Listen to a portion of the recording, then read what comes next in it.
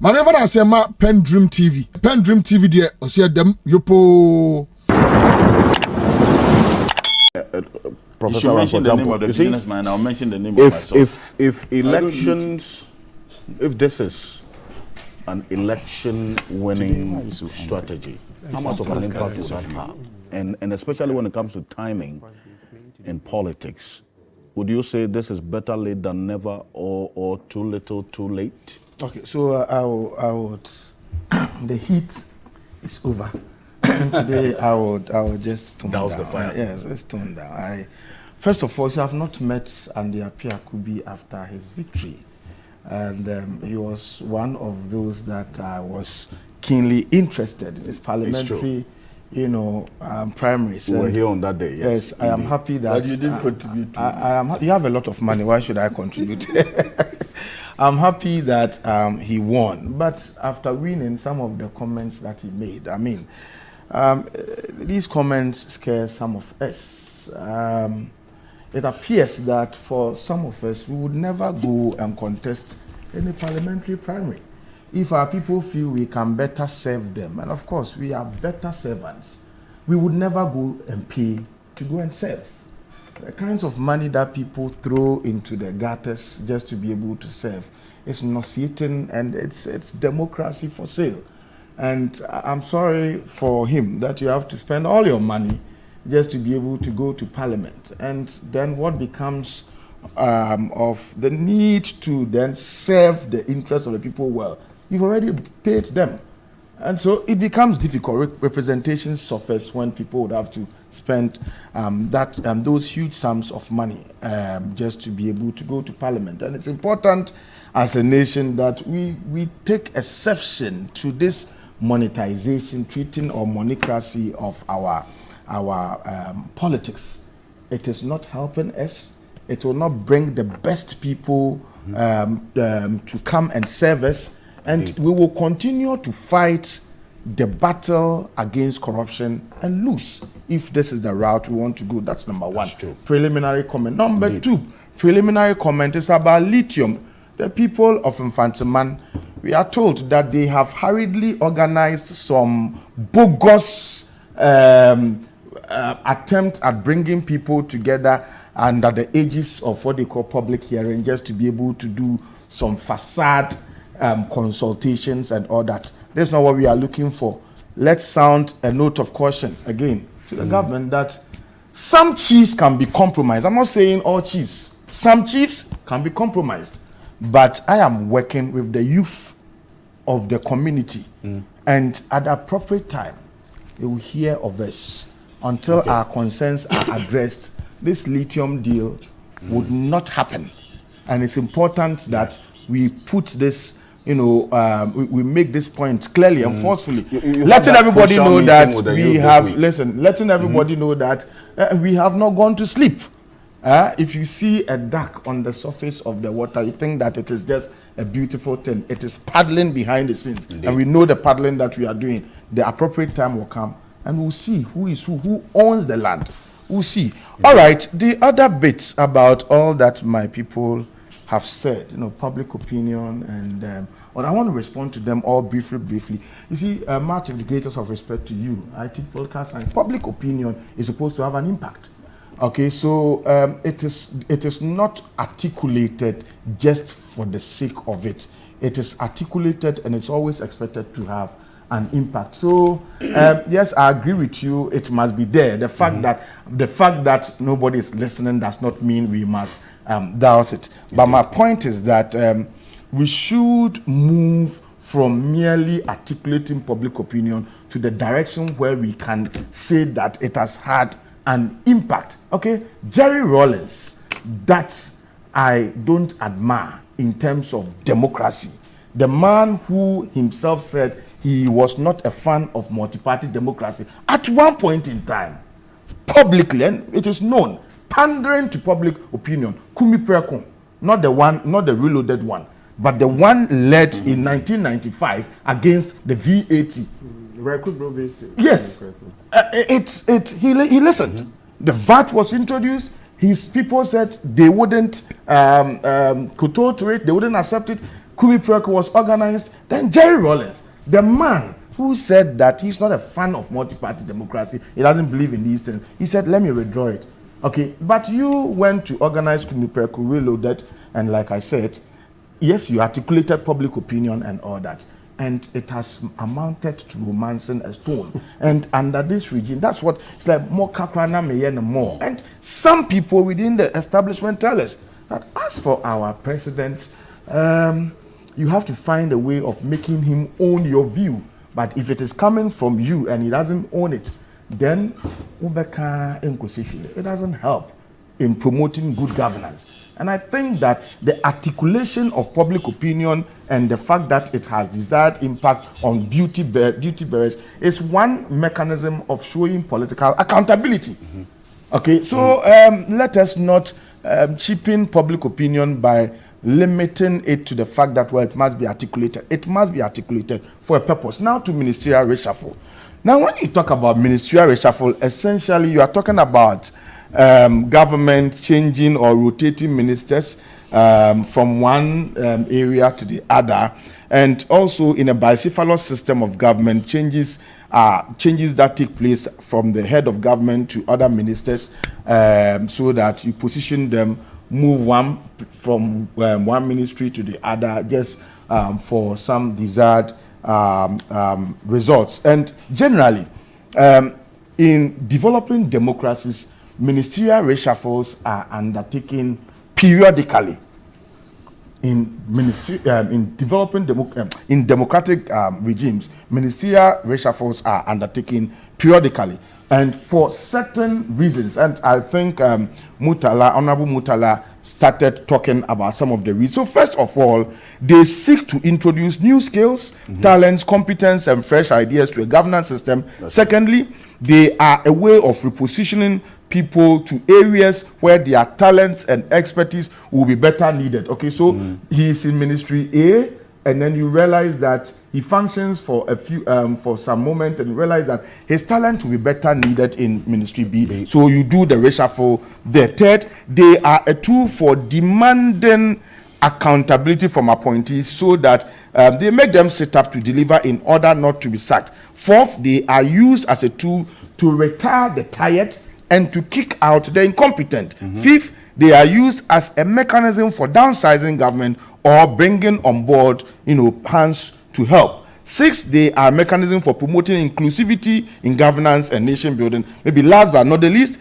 they are a way to assert the control of the appointing authority over his or her appointees. Now, given its importance, it must be undertaken periodically. And so, you see, I'm using the word periodically, okay? So that from time to time, you look at it, who is not doing well, who is doing well, and then you reshuffle. Because, you see, if you refuse to undertake reshuffle, then it means, number one, you are pampering incompetence. Number two, you are denying a nation of its limited human resource base that must be tapped for national development. Now, if you also frequently reshuffle, you are always reshuffling, then you deny the nation or governance system of institutional memory. Okay, and then also people who would have to build certain experiences and competence to be able to function well in a ministry, you easily would reshuffle them, and then so experiences and competences will not be built. So in my view, the periodization of reshuffling is more important than its frequency, and this explains why regimes since 1992 undertook periodic reshuffling. It appears the only government that does not appreciate the ideals of reshuffling is President Akufo-Addo's government. And there has been, in spite of the incessant calls on him to reshuffle, he didn't listen. The calls were cross-partisan. Okay, at one point in time, some people in Ashanti region had to demonstrate, calling for reshuffle. People within his own government, behind the scenes, were calling for reshuffle. The opposition was calling for reshuffle. Academia, civil society, everybody was calling for reshuffle.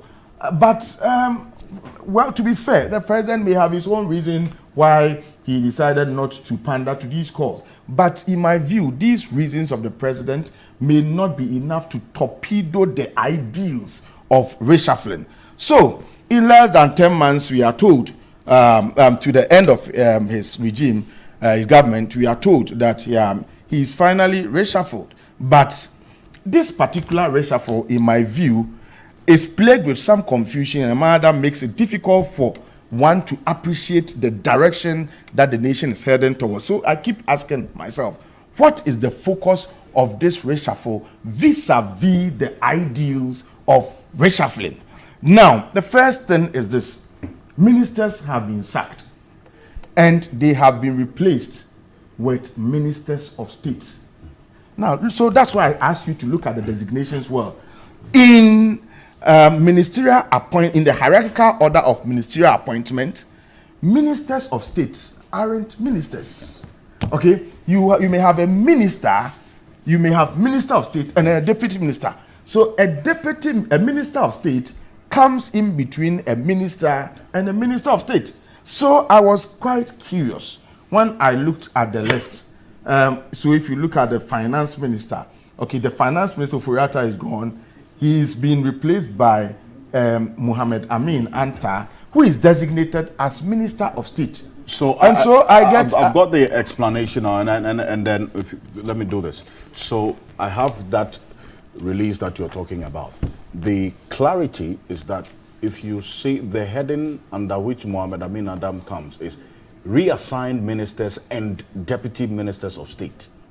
So the ministers who have been reassigned, and Muhammad Amin was a deputy minister or minister of state. So that's where look at his designation now. He's designated as finance minister. So is Muhammad Amin Adam? Oh, I think it's different. I mean, okay, so well, if it's been clarified, but the release the first release that we saw. I mean, if it's been clarified, it's fine. So but the other bit is to designate people as exiting government, and then the same people as being in government. So you see people who they are designated, these people have exited government, but then they may have, they are taken to another ministry. So that clarity is Honorable Gyampo made a point yesterday about they being reverted. And therefore they ought to be reverted. Okay. I thought we'll come to that argument. We brought the J.H. Mensa case here. Yes, please, Professor Gyampo. Well, so that current arrangement, the designations was had brought a lot of confusion, especially in my mind. That is it that people don't know the difference between a minister and minister of state, and all that. And then also, I was wondering, after looking at the numbers, you see, we never called for only reshuffle. We also called for downsizing. And if you look at the numbers, it doesn't appear that we have done downsizing. Even if we have, it will be marginal reduction in the numbers. More importantly, I asked myself, why now that the day is over? Is it in line with the belief that last days are dangerous and that something new or drastic can be done at the last minute injury time? Is it that is that how governance work? Is governance like football match where we can hope that goals can be scored in injury time? Is governance about superstition? And I keep asking myself, are the new ministers of state going to operate with sector budgets that they had no input in preparing? So I look at all these, and my view is that, well, as has been said, my senior brother here said, well, better late than never. But if you want me to be brutally frank, then I will say that this is an injury time reshuffle that does not satisfy any of the major reasoning. It does not satisfy the theoretical taxonomy of reshuffling. It doesn't satisfy any of them because I have outlined them. Which one?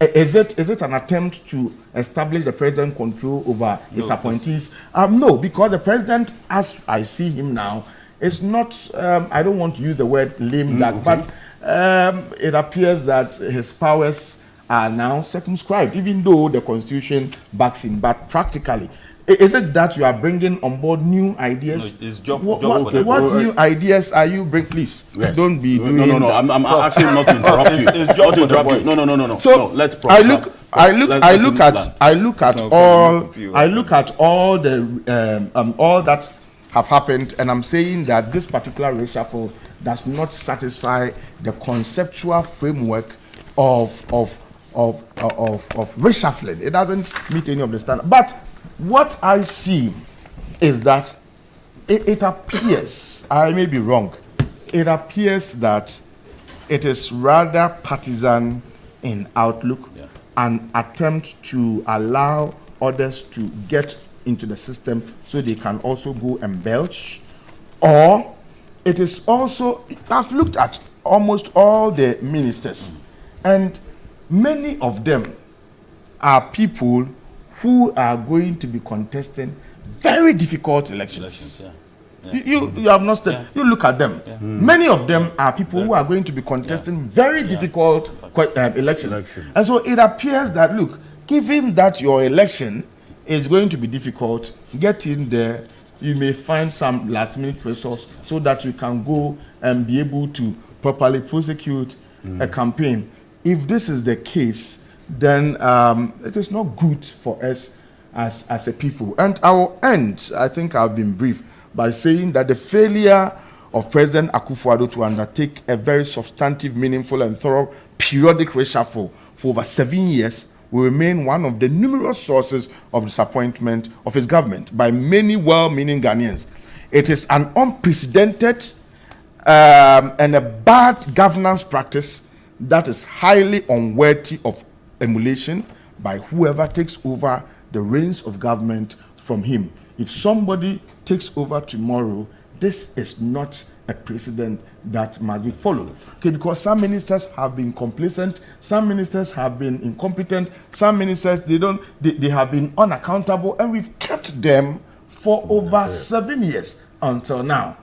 And it is not good. We have starved ourselves of competent and quality human resource base that would have helped us extricate ourselves from the quagmires of poverty and underdevelopment. He is a very experienced and competent person. And intelligent. Intelligent. I know. I was expecting somebody like him to have been at the forefront, okay, in some of these ministerial, offices. But you have kept him here, kept him in Asante Achem, North. The president doesn't like it. Is it not my constitution?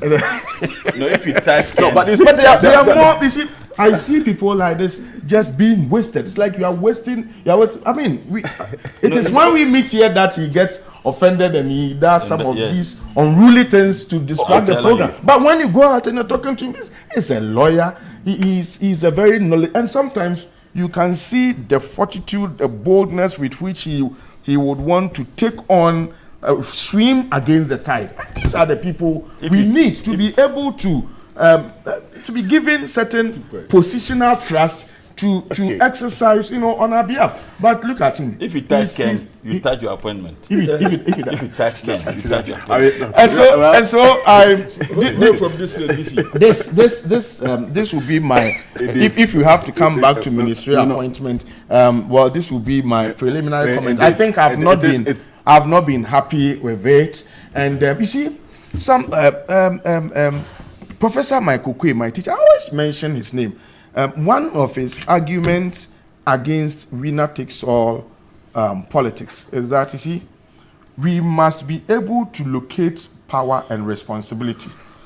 If you are given you are entrusted with a certain positional trust and you fail, we should be able to say that it is you who caused it. Okay, now, if you do this last minute change, okay, it becomes difficult. Like Mutala was trying to say, it becomes difficult for us to say that, to locate and properly say that you are responsible for this. So even though we're all calling for the finance minister to go, at this particular point in time, felt that he should have been allowed to go on because he has spoiled things already. So now you are leaving, and then who do we blame? Okay, who do we blame? That is why Anthony is okay, very, very you are leaving, and we will have to be able to say that you did this, you did that. If it is good, we commend you.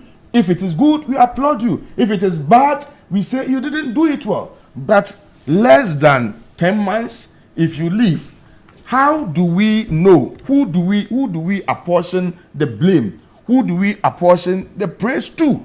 I think that it is. So President Akufo-Addo, it isn't, and this one, the point must be made. It is not that he pandered to any public opinion to do reshuffle. This particular reshuffle, it is not about listening to public opinion at all.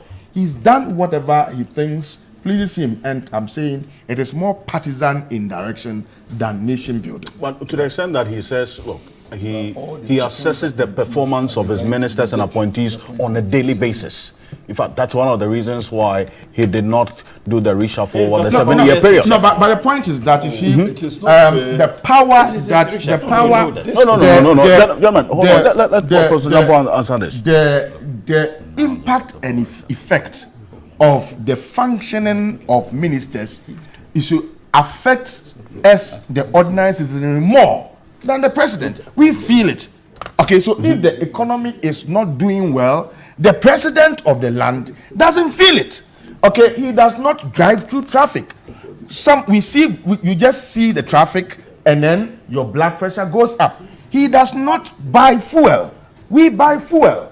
Okay, the basic foodstuffs and things that are difficult, he does not experience them. Okay. It is the ordinary people who experience. And so, if the ordinary people are calling for reshuffle, the call should be weightier than the personal assessment of the president. Okay. Professor Gyampo, thank you very much. And that issue leads us to the next matter because yes. Indeed, let us put on record that these appointments are not by Dr. Bawumia. I think I reiterated that point. I reiterated. I reiterated that point. That it was done by what he's saying is the truth. Hold on. Did Dr. Bawumia come out to pronounce any names? So are you telling me that the vice president? So this is not the president who has made this appointment. This is not a matter. I was not there, but it is how do you know? Okay. It is the president who has made his appointment. So the vice president was not okay, thank you. At least the release that came bears the signature of the president. Was signed by the president? No, it contains the dictates, the references to the president, and the references to the president. And you are saying that if he was consulted, he knows it's done by. Thank you. I'm not PENDREAM TV. Now, so far so good. Say open online portal e Ghana. Nipa share, nipa follow, nipa comment here. To my best of knowledge, without any biases, I PENDREAM TV.